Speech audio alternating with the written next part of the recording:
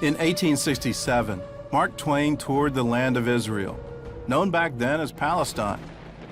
Here's how he described it: a desolate country whose soil is rich enough, but is given over wholly to weeds, a silent, mournful expanse. There was hardly a tree or a shrub anywhere.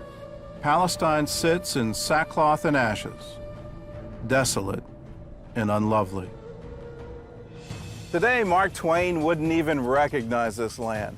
Out of rocky soil, out of swamps, and even out of deserts, Israelis have created gardens, vineyards, and farms with some of the most innovative techniques in the world. It was just this country with incredible dynamism and energy and excitement and food and people and a sense of family and ultimately a sense of belonging. It's been said that the modern state of Israel was born on the kibbutz. So it's only natural that much of Israel's innovation was born there as well. The kibbutz is the cornerstone in a lot of ways of a lot of things in Israeli society. People came back wanting to create a collective and an equal society.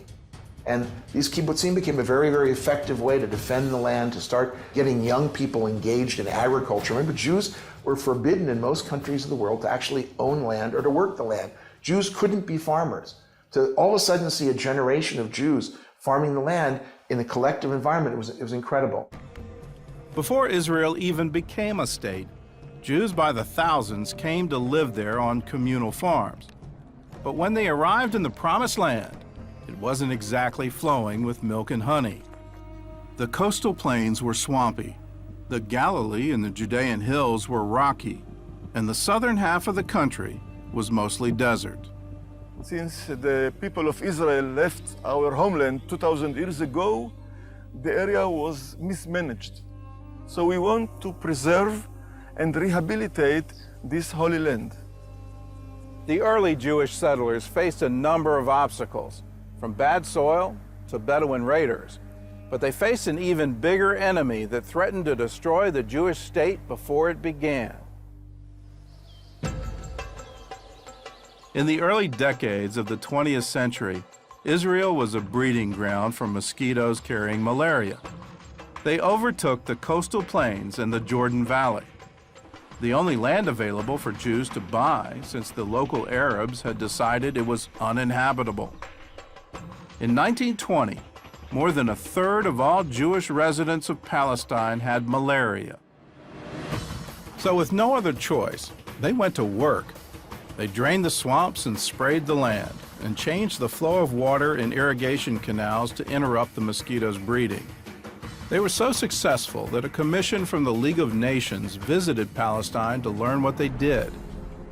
Less than 20 years after Israel's statehood, the country was officially malaria-free.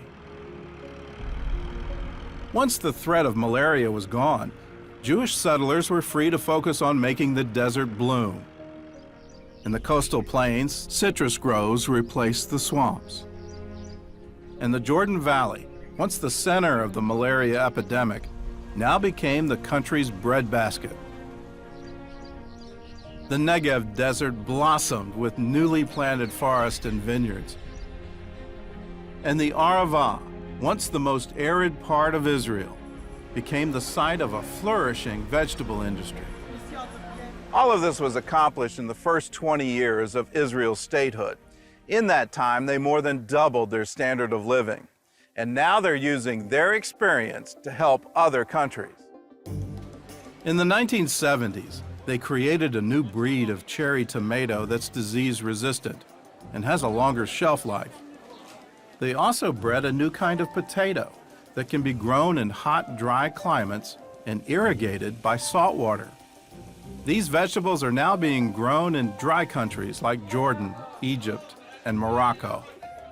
Israeli scientists not only found ways to grow more crops, they also found new ways to preserve them.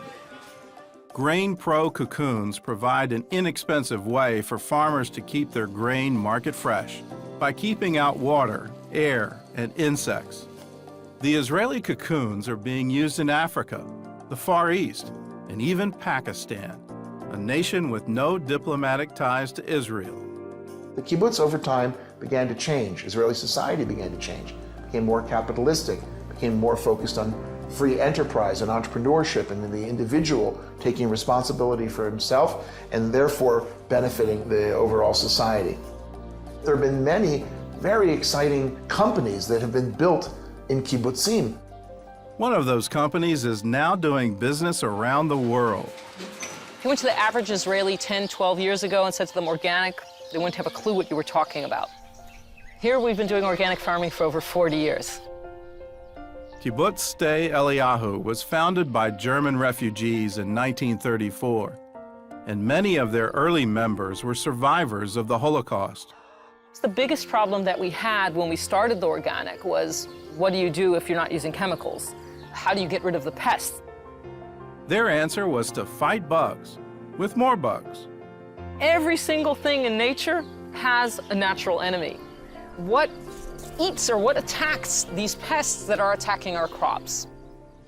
They started breeding different insects in the bomb shelter of the kibbutz. The idea was to breed predators to destroy the pests that ate their crops. The result was a new company called BioBee. We went to the Israeli farmers. We said, "You want to buy some bugs?" They said, "What are you, crazy? We don't have enough bugs in the field. You want us to buy bugs?" Eventually, they won over farmers in Israel and in 32 other countries as well. In California, 60% of the strawberry fields are treated with products from BioBee.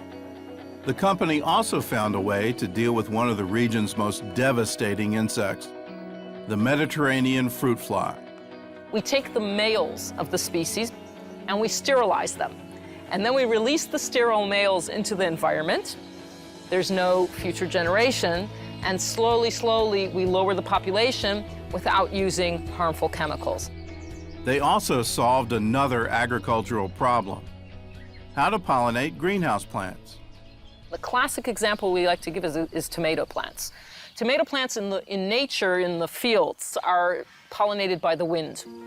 In Israel, the majority of our tomatoes are not grown in the fields. They're grown in greenhouses. And in greenhouse, in a climate-controlled environment, you don't have that wind, you don't have the natural pollination. We had to find other methods of pollination. Their solution was to breed bumblebees. They collect pollen for food. They have to go and work even in cold weather conditions. They don't have stores of honey in the hive. They have to go and work. We're saving the farmer money because instead of paying people, the bees are doing the work. And the bees, unlike people, they don't miss a single flower. So once the farmers started using the bees for pollination, the yield of the tomato crops increased by 25%. In Hebrew, we say, "Ma rabu ma'aseh Elokim," you know, how great and wonderful are creations, God. And this really shows that every single thing has a reason. There's a purpose for everything, these tiny little things, and look how much good they do for us, for the world, for the farmers, for the environment. It's really, really amazing. Farmers at Sde Eliyahu not only targeted insects, they also found a creative way to get rid of rodents as well. What we used to do is basically used to take poison in a bottle, in a teaspoon, and somebody's job was to walk up and down the rows, and every time they saw a mouse hole, to take a teaspoon of poison and throw it down the hole. Now, obviously that's not ecologically friendly. On top of that, if it rains or if we irrigate our fields, all that poison's going in the ground. So we said, what is a natural solution to rodents? And the natural solution that we found is the barn owl. The barn owl is an amazing raptor. 2 owls can capture an average of 2,000 to 5,000 mice a year. Okay, that's a lot of rodents. There was just one problem with the owls. They fly away. And one of the places they would fly to is Jordan, which is very close by. In Jordan, they were shooting them. In Arab folklore, the barn owl is a harbinger of death. And they're very superstitious about barn owls. So they see a barn owl, they shoot it. So very simply, we went to Jordan and we invited the Jordanian farmers to come to Sde Eliyahu to see what we were doing here. This was over 20 years ago. And today we have over 2,600 nesting boxes across the country. The numbers keep growing. But also it's become a wonderful program of regional cooperation, also with Jordan, also with the Palestinian Authority. This has been amazing, amazing success story. We tell the people it's not the dove bringing peace anymore to the Middle East, it's the barn owl. We're a light unto the nations, we're supposed to be anyways.